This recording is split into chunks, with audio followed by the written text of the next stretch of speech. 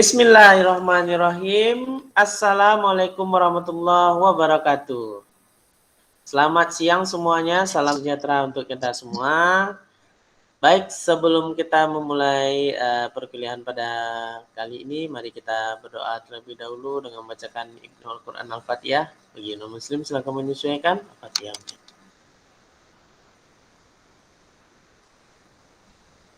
Selesai. Baik, mahasiswa Bapak semua ya, hari ini kita akan lanjutkan. Bapak akan berbagi layar dulu tentang materi yang minggu kemarin dan dilanjutkan nanti materi minggu ini, yaitu tentang minggu kemarin itu tentang pengelolaan rencana keuangan. Ada kelihatan? Ada, Pak. Ada kelihatan ya? Oke. Pengelolaan rencana keuangan. Nah, kalau kita bicara tentang pengelolaan rencana keuangan, kita akan berbicara terlebih dahulu tentang pengelolaan keuangan. Kenapa? Karena pengelolaan keuangan itu adalah suatu upaya yang dilakukan sebuah perusahaan dalam merancang kegiatan yang berkaitan dengan penyimpanan serta pengendalian dana dan aset. Nah, kamu harus pahami terlebih dahulu dana itu apa, aset itu apa. Aset adalah hal-hal yang melekat pada dirimu, ya. Seperti apa saja itu? Rumah, tanah, mobil, motor, dan lain sebagainya. Sementara dana itu adalah hal-hal yang dibutuhkan untuk bahan operasional dari satu usaha. Ya, dana ini bisa jadi untuk membayar hutang, dana ini bisa jadi untuk membayar kegiatan operasional perusahaan seperti bayar listrik, bayar telepon, bayar gaji karyawan, dan lain sebagainya. Mengingat pentingnya pengelolaan keuangan, maka kita harus merencanakannya secara cermat. Cermat di sini artinya adalah cerdas. Cerdas dalam mengeluarkan keuangan dan cerdas dalam mencari pemasukan atau profit untuk perusahaan. Oke, ada Bob Sadino pernah mengatakan ya, kalau kita itu ya orang pintar itu biasanya dia akan berpikir sebelum melakukan, sementara kalau orang bodoh adalah orang yang melakukan tanpa berpikir. Dan Bob Sadino mengatakan orang yang pintar adalah kebalikannya. Berarti siapakah dia? Januar? Siapakah dia? Apa, Pak? Halo? Halo? Nah, siapakah dia? Ya, berarti siapakah dia?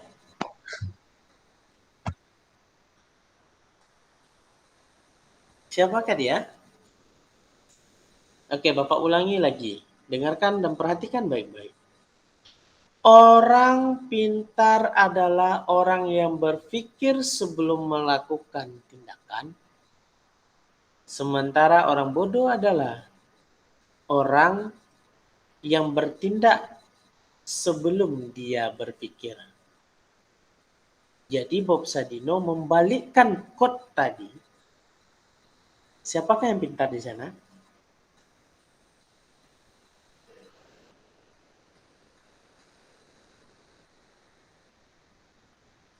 Ayo, siapa? Ada yang tahu nggak? Ini konsep cara berpikir bisnis loh, bukan akademis. Kalau secara akademis ya pasti orang pintar adalah orang yang berpikir sebelum bertindak. Ini secara bisnis. Bisnis tradisional namanya. Siapakah yang pintar?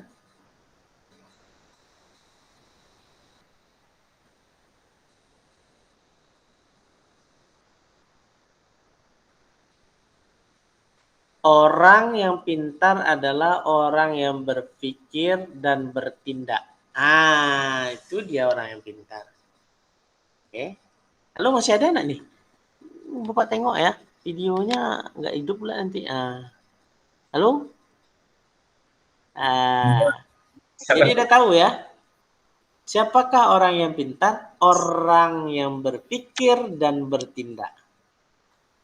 Ya, bukan orang yang bertindak tanpa berpikir, berpikir tapi belum bertindak.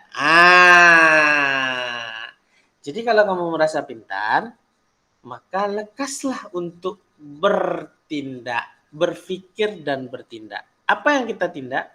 Bertindaklah sesuai dengan pikiran dan tujuan kamu ke depan. Kamu mau jadi pengusaha apa? Pengusaha komputer. Maka kamu sudah mulai memikirkan tentang sewa toko mungkin. Dan mengerjakannya, bukan hanya mikir aja. Jadi kalau kita hanya berpikir saja tanpa bertindak, kita bukan visioner namanya. Ya. Ya nggak Charlie? Oh, Charlie. Charlie. Ya nggak Charlie? Apa tuh, Pak?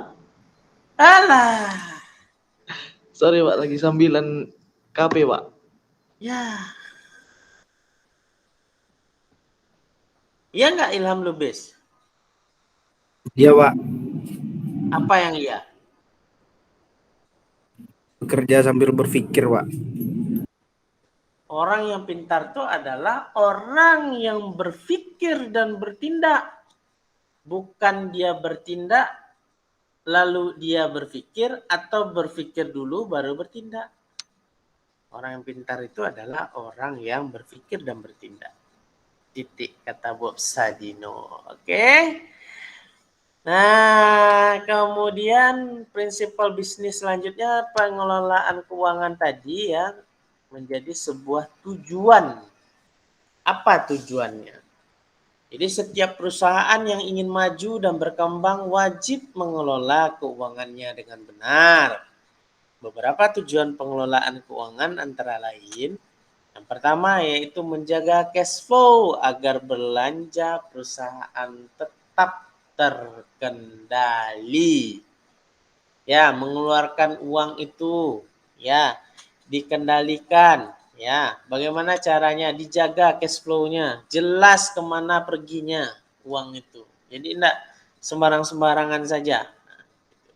Kemudian meningkatkan kinerja keuangan perusahaan dengan mengurangi budget yang tidak prioritas. Ya.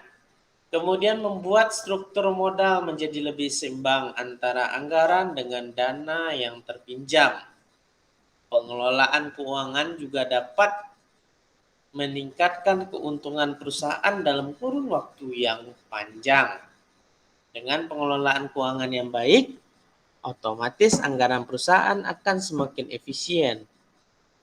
Dan memaksimalkan modal perusahaan, salah satunya karena kepercayaan para investor yang semakin meningkat sehingga mereka bersedia meningkatkan investasinya. Mengurangi biaya modal karena perencanaan yang tepat dan mengurangi risiko kerja karena keputusan manajemen keuangan yang tepat. Fungsinya apa? Mengapa pengelolaan keuangan itu begitu penting bagi perusahaan? Sebab pengelolaan keuangan itu memiliki fungsi yang jelas yang harus dijalankan oleh manajer suatu perusahaan. Terkait dari fungsi planning, yakni sebuah perencanaan yang keuangan di perusahaan mencakup manajemen uang kas, perhitungan rugi laba, serta perencanaan cash flow.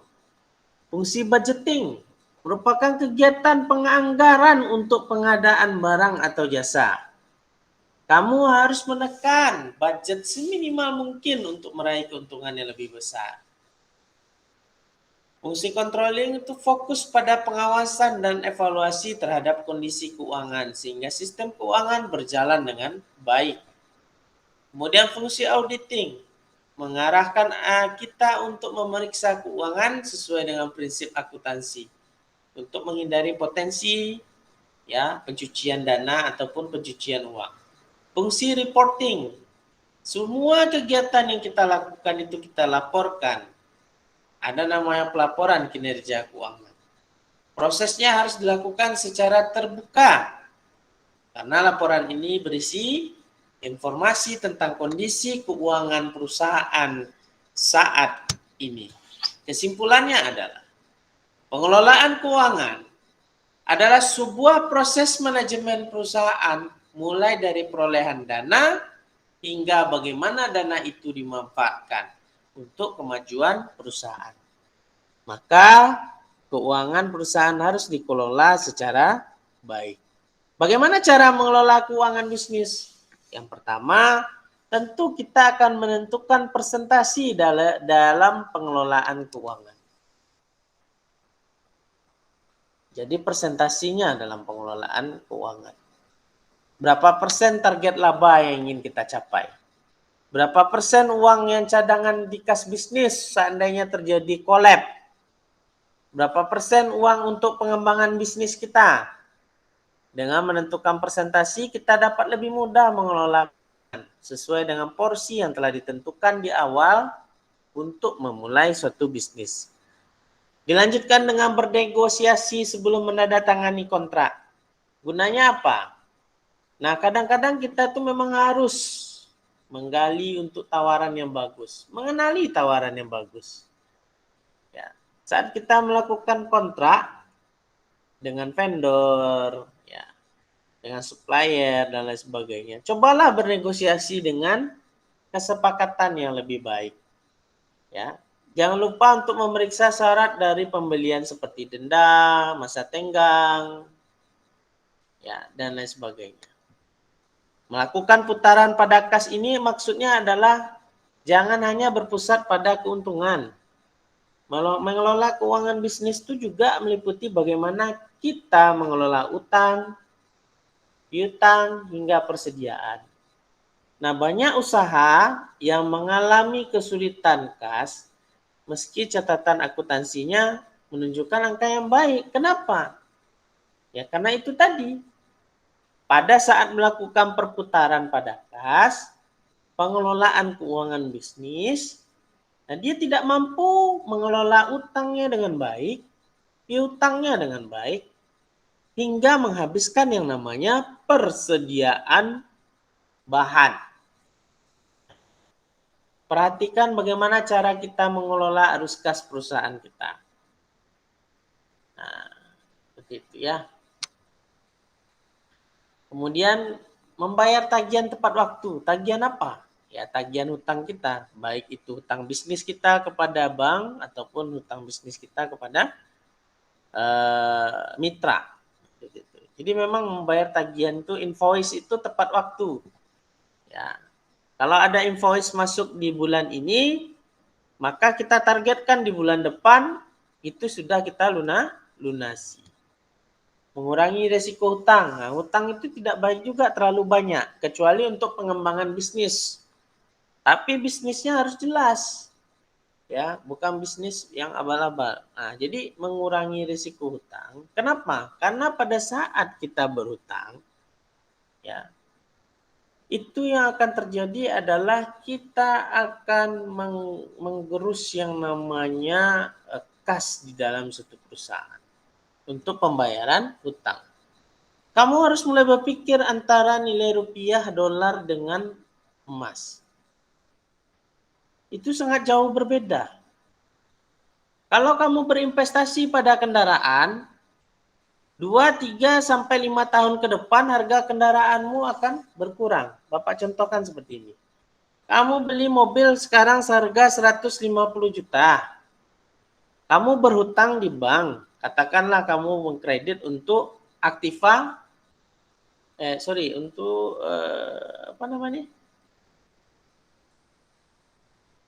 untuk barang bergerak ya.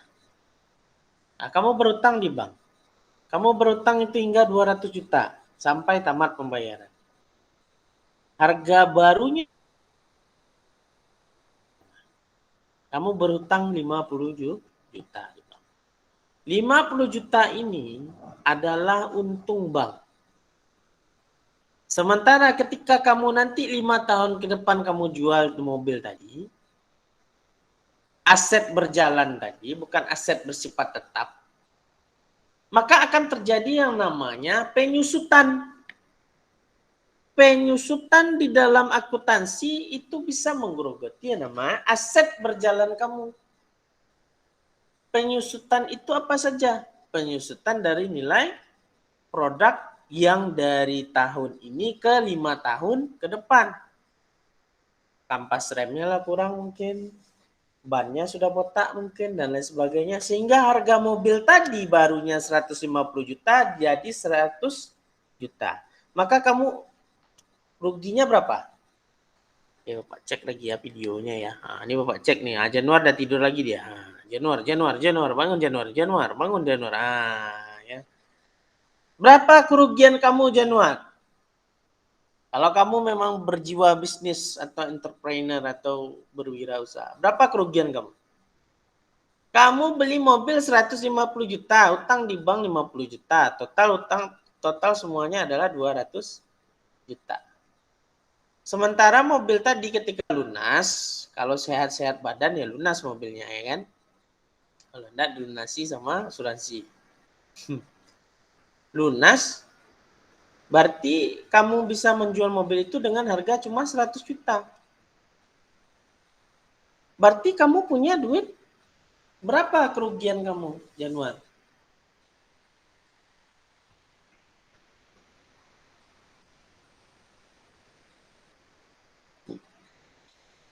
Berapa kerugian kamu Januar?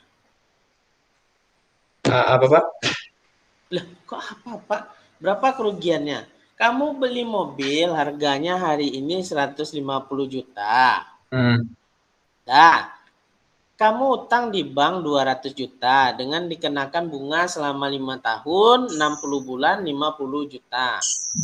Berarti total terbeli mobil itu di tahun ini untuk 5 tahun ke depan adalah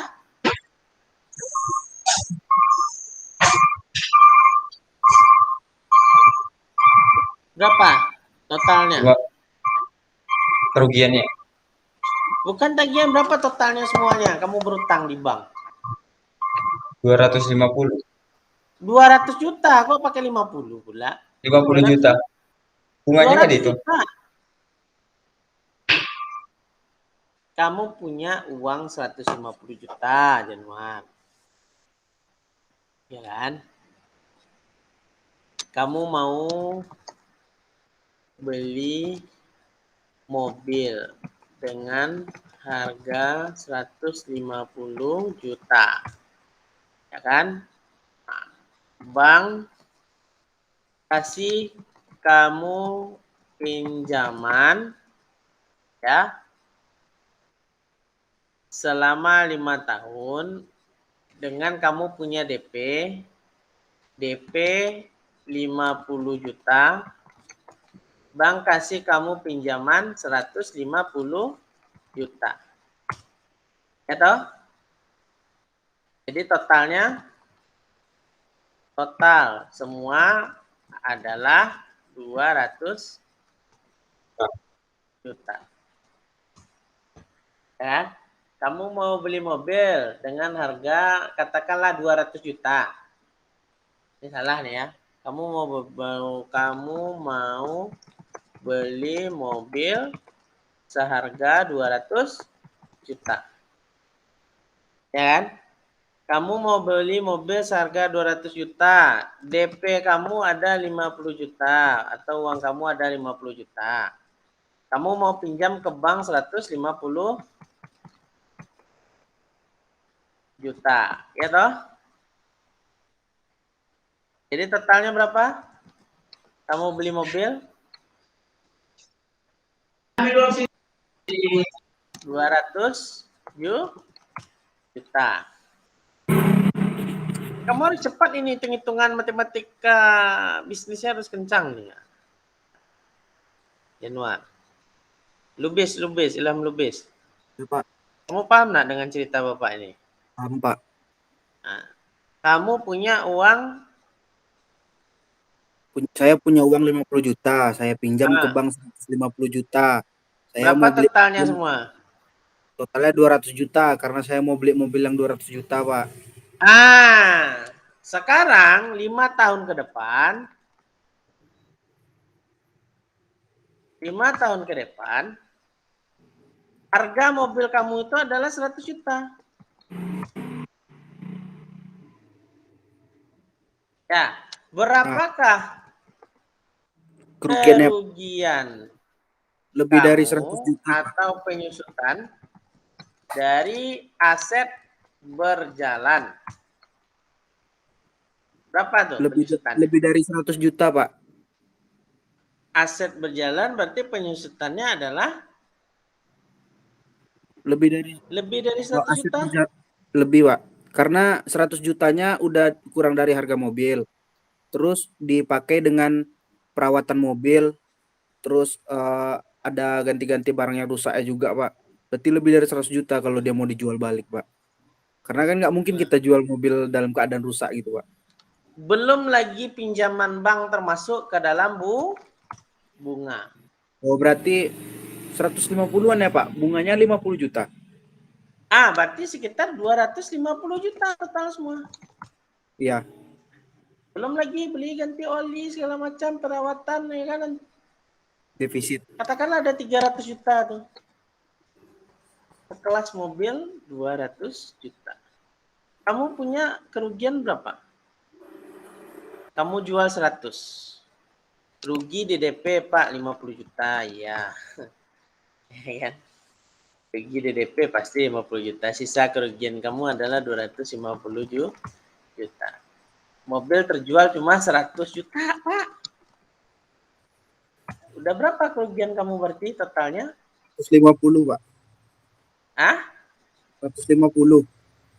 150 150. 250 dikurang 100 berarti itu, Pak. Kan 250 kerugiannya, dijual lagi mobilnya 100 juta.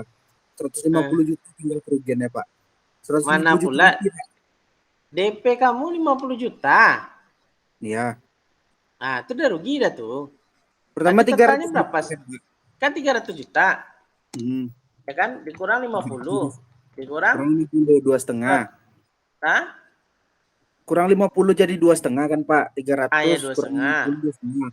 Kurang 100. Dikurang 100. Berapa Jadi tuh? 150 dia, Pak. 150 juta. Ya. 150 juta Pinter. lebih sama uang perawatan Atau itu. Goblok jadinya, tidak Pak. pintar? Goblok jadinya, Pak. Karena kalau jual barang untuk sekelas elektronik dan kendaraan tuh dia harus jual cepat, Pak. Nggak main ditahan lama-lama. Karena dia kan semakin tahun berganti, barang tuh bakal ada semakin ada yang baru gitu, Pak. Ada upgrade-nya. Jadi dia bakal ketinggalan zaman dan bakal usang. Iya, itu dia. Kecuali kamu mau jadikan barang antik. Ya, itu untuk yang tahun-tahun lama berarti dicarinya tuh, Pak. Kolektor namanya. Lebih lama. Kalau untuk operasional biasanya ya ganti. Cuma permasalahannya, yang Bapak kaji di sini adalah maunya itu cash atau kredit.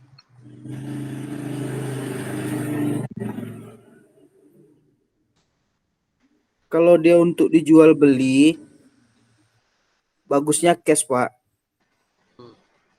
Karena nanti bisa dikreditkan, dia dapat untung.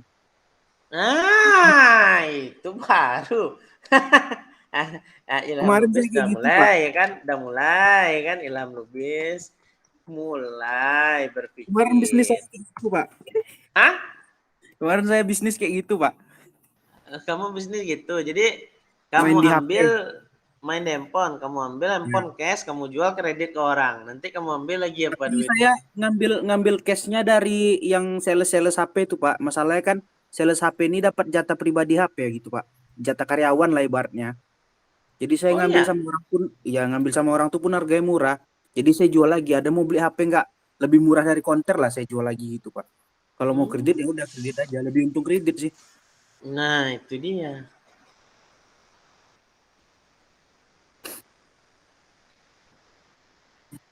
Tapi kalau kita dibalik menjadi satu orang yang menjadi pembeli, bagusnya ambil cash atau kredit? Kalau kita mau pakai pribadi bagusnya kredit, Pak. Karena duit yang lain bisa dipakai untuk keperluan yang lain, Pak. Bagus ya? Kredit sih. Karena kalau untuk pemakaian pribadi, Pak, nggak dijual lagi. Bagus sih kredit. Ya, karena duit yang lain bisa dipakai untuk ke yang lainnya gitu, Pak. Sisa duitnya. Kalau menurut saya ya, Pak. Jadi bagusnya kredit. Kalau dipakai pribadi, Pak. Tapi kalau dia mau berbisnis di mobil, ya bagusnya cash gitu, Pak. Karena kan kalau kredit dia bakal mikirkan bayarnya lagi, Pak. Nah, Bapak bantu jawab ya. Kalau Bapak pebisnis, ya, kalau Bapak pebisnis, bagusnya adalah, ini tergantung ya, kalau bagusnya adalah Kalau Bapak cash. pembisnis, Pak, bagusnya Cash. Bapak beli cash lah, Pak. Kenapa? Karena kalau kita beli cash tuh kita nggak mikirkan biaya lagi, dan kalau menurut saya cash tuh lebih murah aja, Pak. Kita lebih enak nawarnya. Kalau kredit nggak bisa nawar, Pak. Bukan gitu. Kalau cash, intinya adalah yang 150 juta nih nggak akan terjadi nih 150 juta nih. Ya karena tidak ada bunga, Pak. Nggak ada bunga. Ya. Bapak bisa putarin lagi duitnya yang 150 juta tuh ke yang lain. Kita bisnis loh orientasinya. Kan kamu belajar kewirausahaan sekarang kan. Bisnis. 1 ditambah 1 sama dengan 11 kalau di dalam bisnis. Bukan 2. Kalau 2 ceritanya adalah eksakta. Kalau cerita bisnis 1 tambah 1 ya 11. Gitu ya. Jadi itu yang ingin Bapak sampaikan hari ini. Terkait dari pembelajaran kita. Karena mengurangi resiko utang itu adalah hal yang luar biasa di dalam suatu proses bisnis. Ya. Tapi kalau utangnya itu kita tambah memang untuk mengembangkan bisnis ya tidak ada masalah. Tapi hitung-hitungannya harus jelas. Nah gitu. Kemudian merencanakan pengembangan bisnis. Nah kita itu berhak juga untuk menikmati keuntungan dari bisnis kita. Bukan berarti boleh menghabiskannya begitu saja.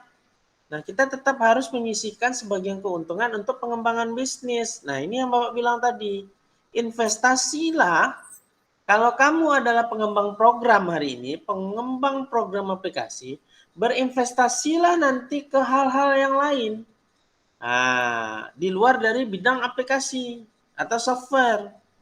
Agar apa? Agar ketika nanti tidak booming lagi software, kita mempunyai aset yang masih dikatakan aset bersifat tetap, bukan aset berjalan. Nah, gitu. Kamu tahu kan beda aset tetap sama aset berjalan ya? Tahu, Pak. Tahu ya, apa? Aset tetap tuh kayak pengeluaran tetap setiap harinya gitu, Pak. Oh, bukan. Aset tetap itu ya seperti rumah, tanah, bangunan, ya kan? Yang Ya, nilai penyusutannya boleh dikategorikan sedikit. kecil atau bahkan tidak ada. Seperti tanah kan tidak ada nilai penyusutannya. Paling tanahnya diambil orang, ya kan? Nah, kalau rumah kan penyusutannya kecil, kenapa? Paling atapnya aja yang bocor.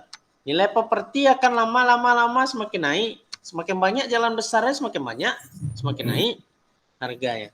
Semakin strategis letaknya nilai properti itu semakin naik. Tapi kalau kamu berinvestasi ke aset berjalan, katakanlah motor, Honda, mobil, lama-kelamaan dia akan turun harganya. Nah, jadi makanya Bob Sadino mengatakan fashion itu berbeda dengan fashion atau lifestyle. Berbeda. Kalau passion, dia berorientasi pada tujuan hidup ke depan. Sementara kalau fashion, lifestyle, hanya berorientasi pada gaya hidup. Ya. Oke ya, pada gaya hidup. Ada yang mau ditanyakan sampai sini? Untuk pertemuan yang ke-6 ya, masuk kita pertemuan ke-7, proposal lagi. Jadi nanti Bapak akan minta tugasnya itu membuat satu proposal, di mana proposalnya itu adalah proposal model bantuan atau proposal pengajuan untuk pembuatan aplikasi atau usaha ya, permohonan bentuk modal usaha ke kantor gubernur atau apa ya, permohonan untuk modal usaha dalam mengelola usaha apa gitu. Ini ada contohnya ya. Ini pertemuan ke-7. Jadi ada namanya anggaran biaya kelompok usaha bersama goreng-gorengan ya. Ini ada model-modelnya ya dan lain sebagainya.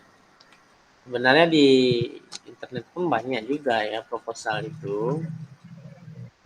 Di sini Bapak juga akan lihatkan model mana ya proposal.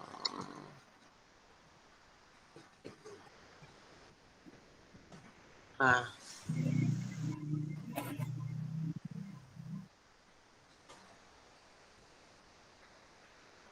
ini ya.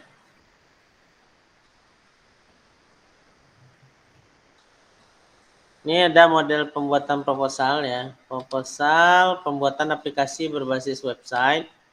Jadi kita kenalkan dulu, kita buatkan model suratnya ya, kemudian model pendahuluannya seperti apa, teknik pengumpulan datanya, analisanya nanti, kemudian apa-apa saja fitur di dalam website tersebut, kemudian berapa totalnya ya, total pengajuan kita untuk kontrak 1 tahun, ya terkait dengan pembelian domain, hosting, kemudian penutup, dan di sini ada dukungan untuk support di dalam proposal itu sendiri ya. Jadi kamu tuangkan nanti cara membuat proposal itu ya kayak gitu. Jadi proposal pembuatan aplikasi apa gitu. Terus kamu tujukan kemana proposalnya. Buat proposal pengajuan ini satu. Terus yang kedua proposal untuk proposal penawaran satu ya. Proposal yang satu lagi adalah proposal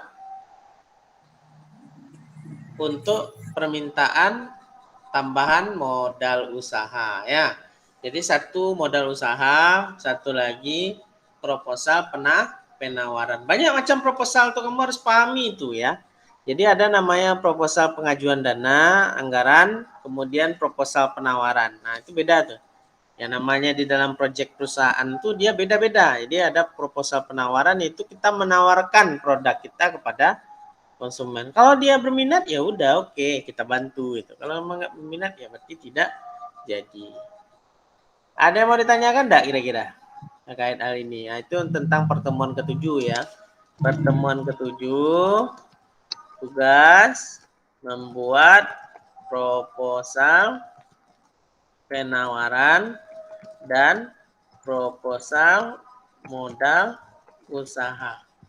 Oke, ada yang mau ditanyakan lagi? Pas? Pak, izin bertanya, Pak. Boleh. Jadi ini kan soal yang barusan Bapak kasih tugas nih. Deadline-nya Senin depan ya, Pak? Sekarang ya, Pak? Sekarang hari Senin. Ya boleh lah Senin depan lah. Boleh. Ini di submitnya di mana? Di Classroom atau gimana, Pak? Atau Boleh lewat nanti email Bapak?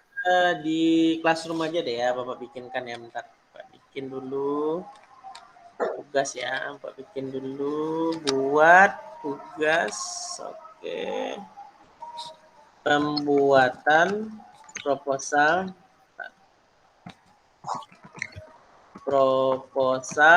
penawaran dan proposal